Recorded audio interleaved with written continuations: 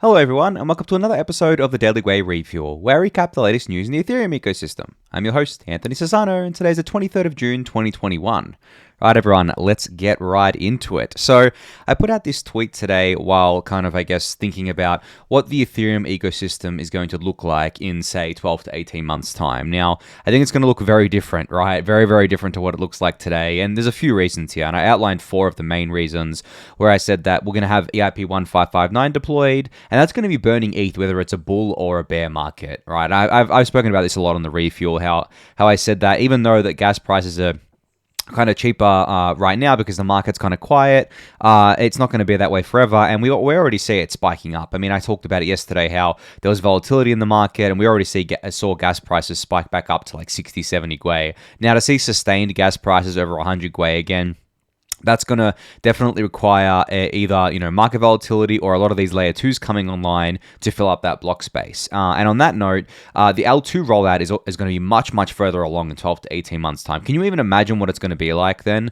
I mean, I'm talking about within the next 3 months, we have... I've been talking about we're going to have these major kind of layer 2s going online, like Arbitrum, Optimism, ZK Sync, Polygon's going to come out with their roll-ups. I think I don't actually know the timeline here, but I think it should be soon. And it just Starkware. I mean, there's so many teams. I could go on forever about them, but just think about how much this space can evolve in 12 to 18 months time. Think back to just a year ago. I mean, I was talking about this the other day. Just a year ago, DeFi was still pretty small. Even in June of last year, and then we had obviously the compound liquidity mining launch, and that kind of kickstarted DeFi summer, which really got DeFi going. But up until then, DeFi was still pretty small. It was still considered a toy. So can you imagine what 1 year from now is going to be like in the Ethereum ecosystem? I can't honestly imagine how explosive the growth is going to be. Obviously, I'm extremely excited for it and extremely optimistic about it, but I don't think anyone can tell. And there could something could happen that just catches everyone off guard, sort of like what happened with the NFT kind of ecosystem, where pretty much everyone that I know was caught completely off guard by that.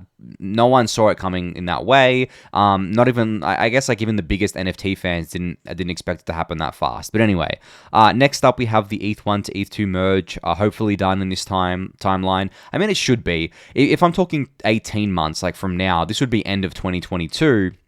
I expect the merge, as I've said before, to happen in Q1 2022. So definitely don't think we're going to have to wait till the end of 2022. But if we do, then that still kind of falls into what I'm saying here. And then I said something that was a little bit, I guess, maybe controversial. I had a couple of comments about this where I said there's going to be institutional adoption of ETH and DeFi. Now, we've been seeing a bit of institutional adoption of ETH in general, and with DeFi, we've been seeing things like Aave creating, I guess, institutional liquidity pools and things like that have certain requirements for these institutions. But generally, I think that institutions, I guess that term paints a very broad brush. Institutions can include basically any organization or company if you really think about it. And you can even include centralized exchanges in that. So for me, I feel like centralized exchanges are just going to keep adding more and more DeFi features, whether that means that they're going to be offering DeFi services as a proxy where users can get yield, and then that the funds that they're getting yield on is basically deposited into different things by the centralized exchange. Essentially very similar to what a bank would do. And then, them adopting ETH as an asset, I believe is going to happen as well. They'll keep putting it on their balance sheets and things like that. I mean, I still think that's going to happen regardless of what's happened to the price lately. These institutional allocators, in terms of where they allocate capital and how they kind of put money into things, they're just going to put money into it if they think it's a good buy. And there's so many catalysts coming for Ethereum. I just named a few of them that I think ETH is, definitely the best buy right now. In terms of I guess between the larger assets, maybe there's small assets that outperform it or whatever, but in terms of the risk reward, I think ETH is a very good buy generally. Now, I don't know if it's going to go down from here. Obviously, that's not me saying go buy all the ETH you can right now, but over the long term, obviously I consider ETH to be an extremely good investment. I mean, I'm sure that's obvious, but on top of all of this, we're also going to have, I think, coupled with the layer 2 rollout, we're going to have DeFi apps just get much, much bigger than what they are now, because they'll be able to, right? They'll be able to service more users. They'll be able to do new things that they couldn't do on layer 1. There'll be projects launching natively on layer 2 that I've spoken about before. I mean, I spoke about the project yesterday, but which one was it? I think it was, oh man, I've already forgotten. But I spoke about a project yesterday that's launching natively on layer 2. FutureSwap V3 is launching natively on V2. It might have been yesterday or the day before. Not launching natively on Arbitrum. There's also Lyra, a new options protocol that's spun out of Synthetics that's going to launch natively onto Optimism. And there's a bunch of others, I'm sure, coming as well. So if you kind of like take all that, put it together and project out the next 12 to 18 months in the DeFi ecosystem, that's going to be pretty insane. And then on top of that, the NFT ecosystem, I reckon, is going to catch everyone off guard again, because there seems to be a bit of a disconnect between, I guess, like the main Ethereum community and the NFT ecosystem, because I kind of fell down a little bit of a Twitter rabbit hole today and going through all these different artists issuing NFTs and things like that. And, they're doing it on Ethereum, but they don't tend to talk about Ethereum or DeFi or anything like that. What they talk about is just like the NFT stuff. So I think that for them, it's a very different kind of world than for someone like me or people listening to the Refuel, whatever. I'm sure there's overlap there, but there are definitely a huge chunk of artists and communities that are forming in the NFT ecosystem that you may miss if you're not paying attention to that ecosystem. So just a little bit of alpha there, I guess. I personally, I obviously see the value in NFTs and really like the ecosystem there, but I just cannot keep up with it. If I've tried and it's just not something that I'm going to be able to keep up with. So for me, I'm just going to be like keeping an eye on the big things that are happening, the shifts in the industry there and everything like that. But there's just zero chance that I will be able to do day-to-day stuff there. I think it requires like a whole like full-time dedication to actually kind of go through what's going on in the NFT ecosystem and trying to keep up with it. And I think DeFi does as well. But for me, like personally, I'm more interested in DeFi and just like the financial services on Ethereum, and I'm much more interested in Ethereum's protocols and layer 2s. Like I think the NFT stuff, as I said, falls a little bit outside of that. It's very, very heavy application layer, whereas DeFi, I think, can blend between application layer and protocol layer as well, because a lot of the DeFi stuff feeds into the protocol, such as 1559, right? A lot of the ETH being burned is actually going to come from DeFi. So they kind of like feed off each other a bit more than I guess NFTs would. And then of course there's like the DAO ecosystem.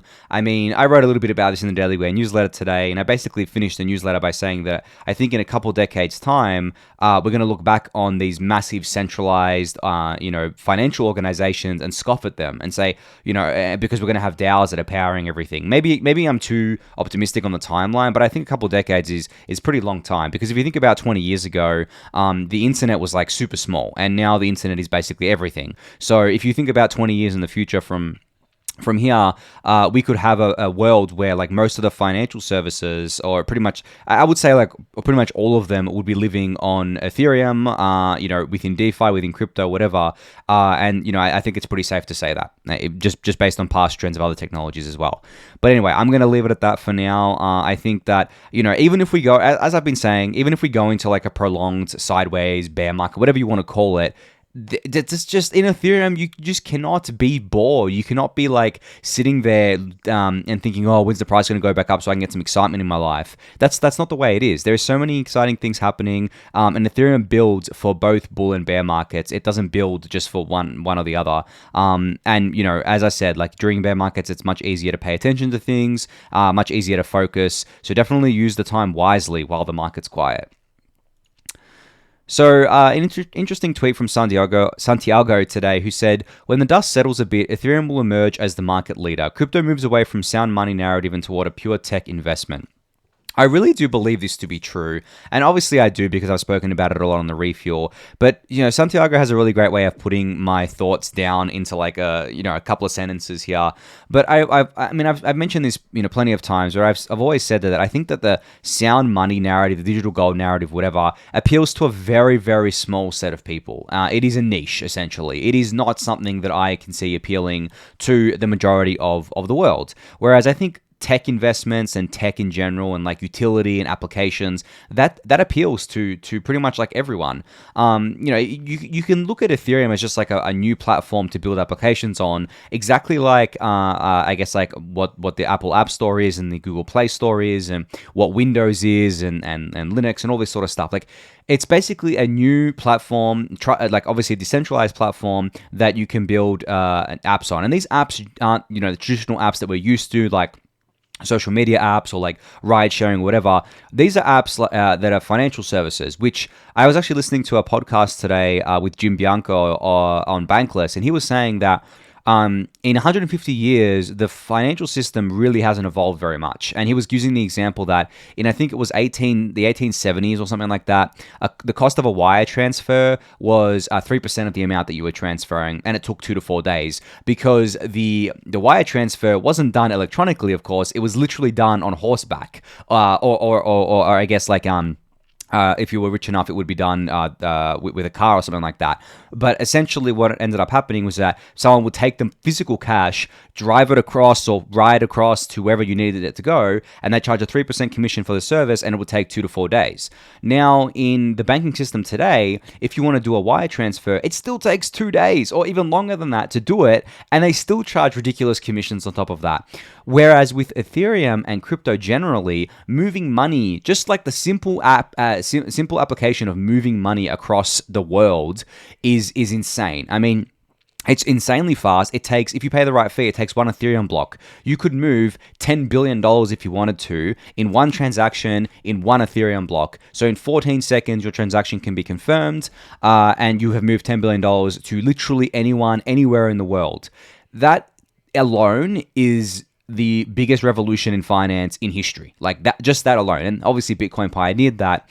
But I think, Ethereum makes it programmable. It applies this concept to literally every financial application that you can think of, and ones that you can't even think of, ones that are coming down the pipeline, ones that, we haven't even thought of yet, as I said. So that's why I've always believed that, while the payments use case is revolutionary and everything like that, and is a really great thing, I think Bitcoin obviously moved away from payments and moved towards the digital gold thesis and stuff like that, which is fine, but that, I think, kind of puts them in a corner, whereas Ethereum hasn't bogged itself down with these singular narratives. Ethereum is going to do everything, I think. Like, Ethereum can do payments, and we can do payments even better than Bitcoin can do it, because we can do it with any asset you want to do it with. And obviously, many people want to do it with stablecoins. They don't want to, they don't want to do payments in volatile currencies. They don't want to denominate payments that they need to be stable in volatile currencies.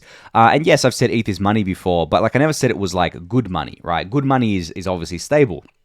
So from that kind of perspective, I think Ethereum just takes it so much further. And obviously, it gives like every token on Ethereum programmable capabilities. So if you wanted to, you can do anything with any asset you want and any of the apps that you want that support that asset. So yeah, going forward, I consider, like, I think Bitcoin dominance is going to keep dropping. I don't see that ever going back to kind of like where it was. Maybe, what's funny, Bitcoin dominance as just short of a few months ago was like 75% or something like that. Now it's like 45%. And usually it goes up during bearish periods. But I think, as Santiago says here, when the dust settles, I think the space is very, very different now. And people actually will go into, during the bearish times, people will go into cash, BTC or ETH. And I think that just more and more people are going into ETH now rather than all into BTC. So it's very different to, I think, 2018 and 2019, which were very brutal years for ETH as an asset, of course. But this time, without kind of like bringing on the curse of the bear gods, I would say this time is different in terms of just where we are in the ecosystem, where we are in the adoption cycle.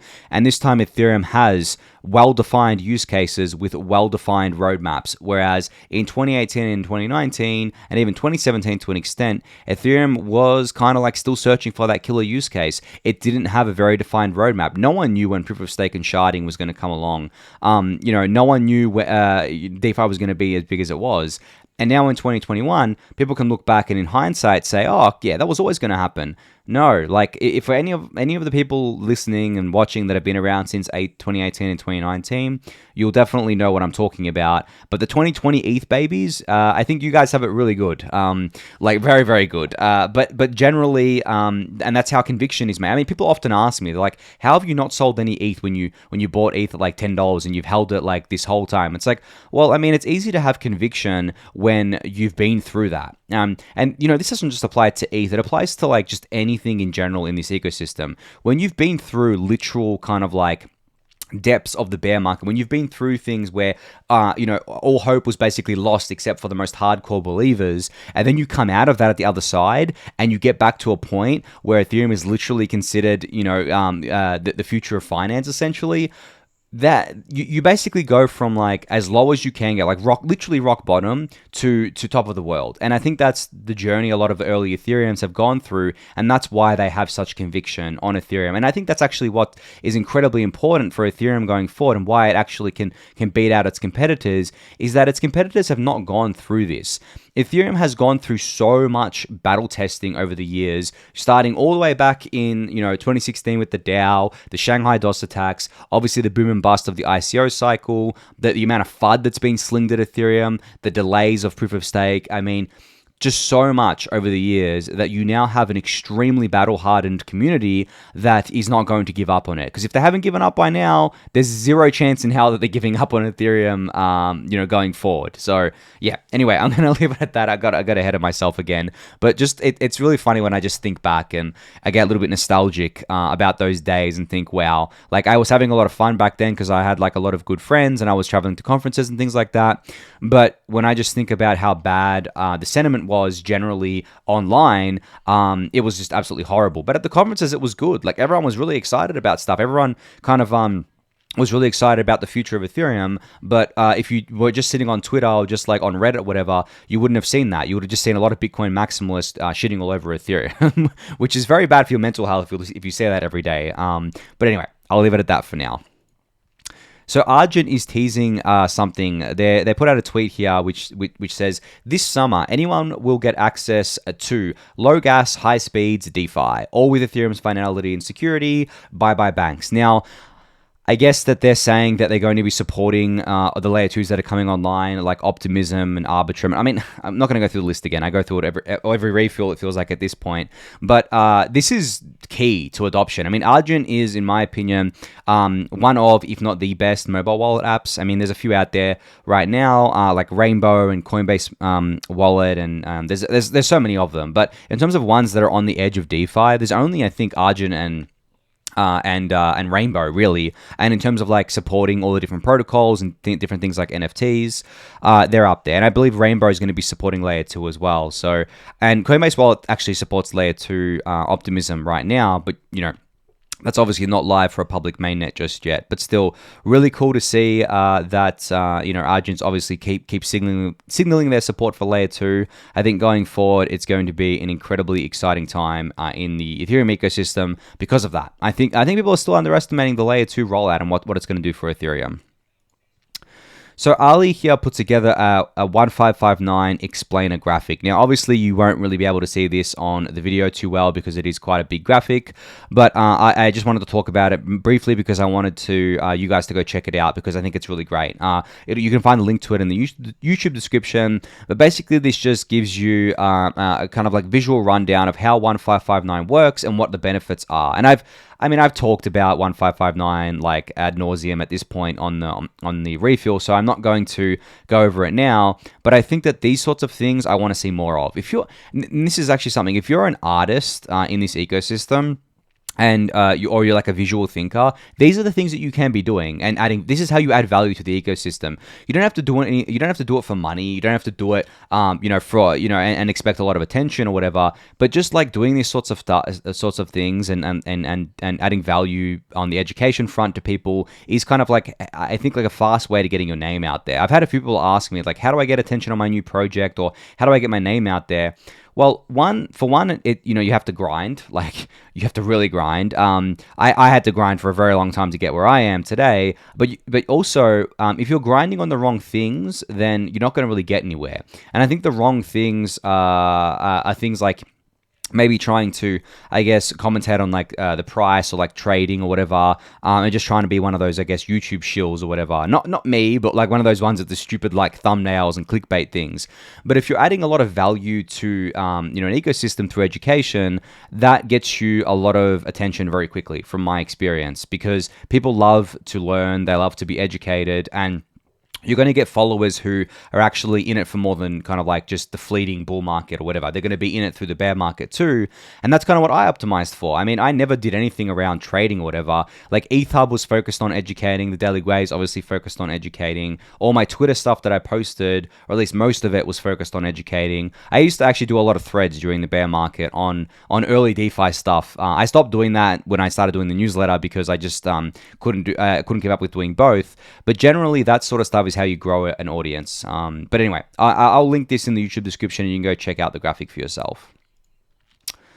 So Banteg put out this, I guess, like tweeted out this picture of an excerpt from the Defiant's recent newsletter, which basically compares Yearn to 3 other wealth management companies here, and basically compares their revenue, the number of team members, and their revenue per employee. Now, I wrote a bit more about this in the Daily Gwei newsletter, but essentially what this is showing is that Yearn has 21 team members. It does $123 million worth of revenue a year right now, which means its revenue point per employee is $5.86 million. So each employee, if you look at it like this in just simplistic terms, is generating $5.86 million of revenue for the protocol. Now, if you look at the other kind of companies here, Betterment, Wealthfront, and BlackRock, well, Betterment and Wealthfront have anywhere between 200 to 300 employees. Betterment does $50 million of revenue. Wealthfront does $30 million. The revenue per employee is 17 cents. Sorry, not 17 cents. 170,000 for Betterment and 130,000 for Wealthfront. So obviously a lot less than Yearn. And they're paying a lot more people to do a lot less than Yearn is. And BlackRock's even worse. Like BlackRock has a lot more revenue, mind you. Its revenue is $16 billion. But it has 16,500 employees, which means that its revenue per employee is still only around $1 million compared to Yearn's $5.86 million. Now, there are lots and lots of different reasons as to why this is the case. I think the number one reason as to kind of like why this is the case is because within DeFi, you have a lowering of costs for deploying these things. Whereas in centralized finance, you have one big cost you have is actually compliance and kind of like having a legal team, having to have employees for all of that, and customer support as well is a huge cost. So those 3 things don't really exist within these DeFi teams. They might have like 1 or 2 maybe of a legal team, but not really. They might have like 1 lawyer on retainer or something like that. They definitely don't have a compliance department because they're non-custodial, and they definitely don't have a customer support department. They just have a Discord channel where their community is essentially the customer support department. So, but this is just measuring, I guess, like the core team members of Yearn. It is not measuring the DAO team members. So, I mean, I guess like the DAO community members, the ones that aren't paid by Yearn but still add value to it, or the ones that are paid but on like a once-off basis. So, someone who creates like a statistics tracking website for Yearn, they obviously adding value, but like that's transient. It's only something that's happened once. They're probably not getting paid for that every month. So kind of stuff like that is exactly why I think that the costs are lower here. But again, this is just showing. This just shows like how, I guess, ripe for disruption this traditional finance world is if we can do this. And Yearn isn't like the only example here. Uniswap is also a huge example of this. They do more, sometimes do more volume than centralized exchanges.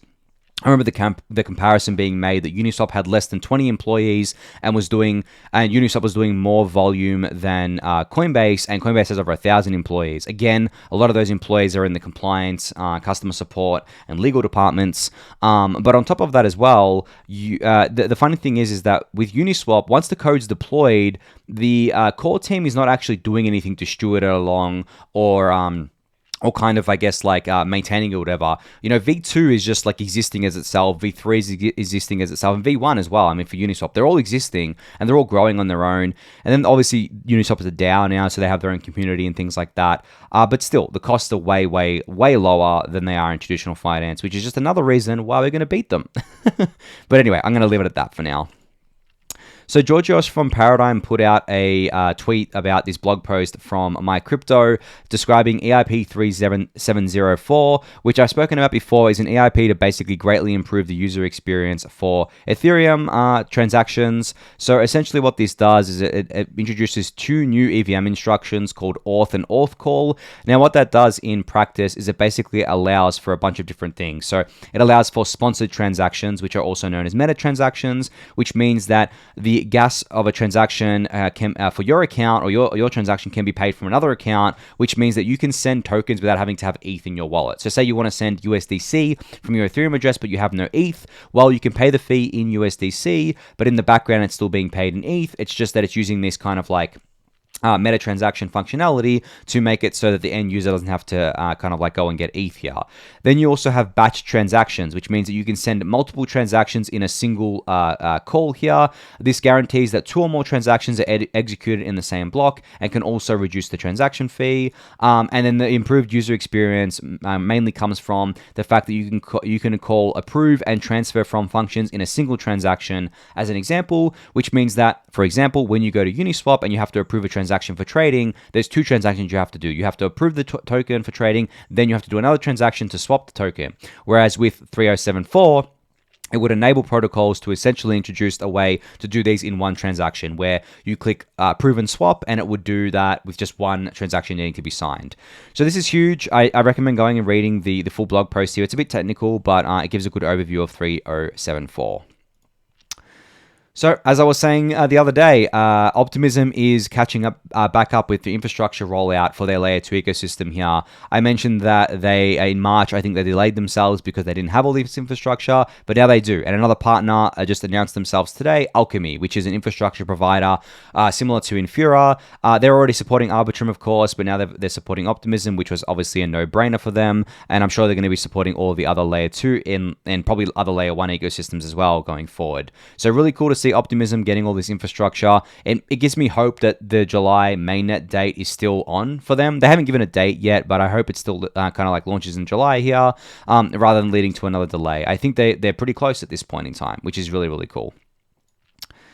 So I mentioned Jim Bianco before when I was talking about, what was I talking about? The financial system not changing in 150 years. But he tweeted out this chart today that says that ETH's adoption is far outpacing BTC because of DeFi and smart contracts. So you can see here that this chart shows the number of addresses with non-zero balances. Now, ETH is like far ahead of Bitcoin here.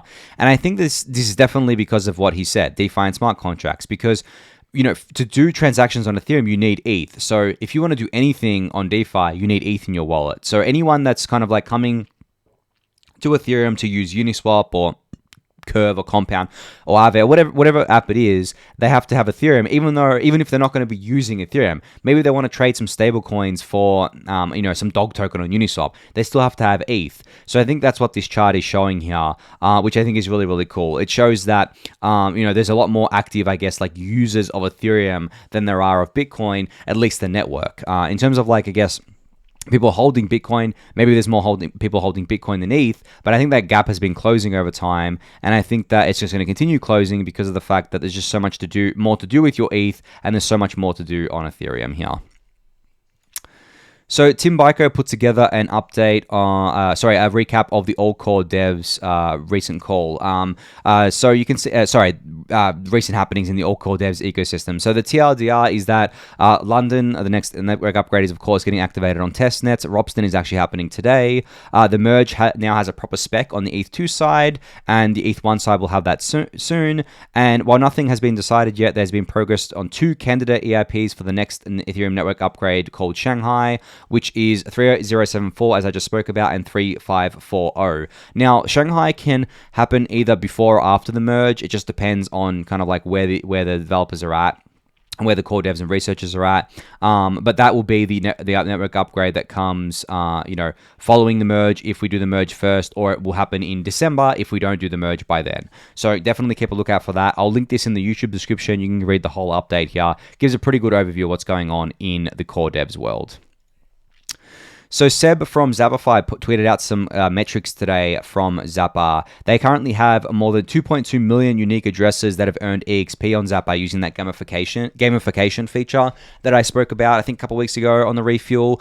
Last week, their protocol did $164 million of volume in just one day. They surpassed $5 billion in all-time transaction volume, and they currently have 220,000 monthly active users, which is the most exciting number to me, because I think that these kind of metrics and something like what MetaMask puts out about their monthly active users are the best ones to go off, because they're kind of like harder to fake than... I guess like harder to game than having like, someone having multiple Ethereum addresses, for example. I regularly use 5 or more Ethereum addresses pretty much like every week. So for me, like obviously I'm not 5 people. So, but if you just look at raw addresses, you would see me as 5 people. Whereas with Zapper, I'm just accessing it basically from my desktop PC pretty much all the time, and that's just like me as one monthly active user here. So 220,000 is insane. So congrats to Zapper on this. I mean, I should disclose that I'm an investor in Zapper here, but like I invested for a reason. It's one of the best products out there. So if you're not on Zapper yet, definitely get on there. You can become one of the 220,000 monthly active users. So finally here we have the Aave Grants DAO that announced a new kind of initiative or a new newsletter called Aave News. And so this is at aavenews.substack.com. You can go here and basically see that everything that's happening within the Aave ecosystem. And of course, you can also subscribe to the newsletter if you haven't yet to get updates on this. I think they're going to do this weekly. There's a lot happening. I mean, look at all this kind of updates here in the Aave ecosystem alone. And this is what I was saying before about this space being like basically impossible to keep up with. This is just one protocol, and this is all the stuff that happened, and there's links to like read about it and kind of like dive deeper into it. And there's a lot of other kind of, I guess, like protocols and teams out there that have more have weekly newsletters and things like that as well. So I mean, Yearn has one. Like I think Maker has an update. I mean, pretty much like most of them have this kind of stuff now. So keeping up with this ecosystem is more than a full-time job. It is getting much harder as time goes on. But I'm glad people are kind of collecting this information together, because to find this information yourself would probably take you like hours and hours. But this has just been put together by someone whose job it is to do this, and then you get to read through it in like 5 minutes, and you get to essentially kind of like get all that alpha for free, which is really cool at the end of the day. So yeah, go subscribe to this if you haven't yet. It'll be linked in the YouTube description. But that's it for today, everyone. So thank you again for listening and watching. Be sure to subscribe to the channel if you haven't yet. Give that video a thumbs up, subscribe to the newsletter, join the Discord channel, and I'll catch you all tomorrow. Thanks, everyone.